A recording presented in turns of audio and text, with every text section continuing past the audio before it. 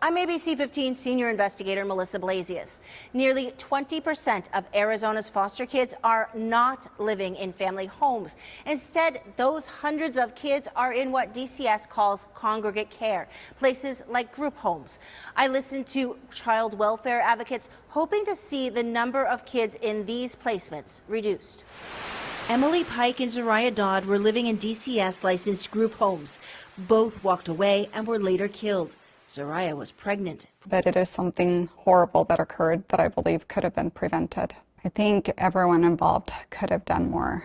Advocates for foster youth say DCS group homes fail too many children taken into state care because they were previously abused or neglected. Sometimes group homes are an environment where they feel disconnected from what they know. Sometimes it feels unsafe. Sometimes it can be re-traumatizing. ABC 15 has reported on several tragic outcomes in recent years. 2 teenage girls missing for weeks are found dead near Southern and Higley in Mesa. In January 2023, the bodies of 2 group home runaways, Sidlalia Avalar and Cameron Myers, were found in a retention pond. The medical examiner determined that they had been drinking before they drowned. Just months earlier, in August 2022, the shooting happened early this morning at a home for teens and young adults near 19th Avenue and Mountain View Road. 18-year-old Trayvon Shea Salas was killed, and police arrested a 17-year-old.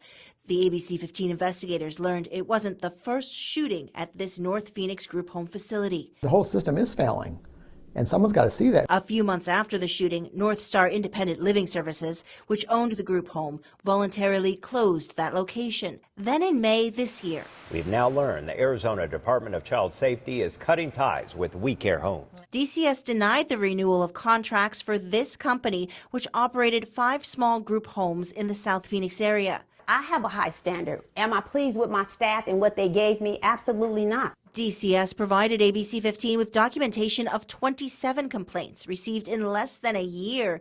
4 complaints were validated or listed as a concern. Children complaining of being hungry, children complaining that they're being mistreated, they hate it there.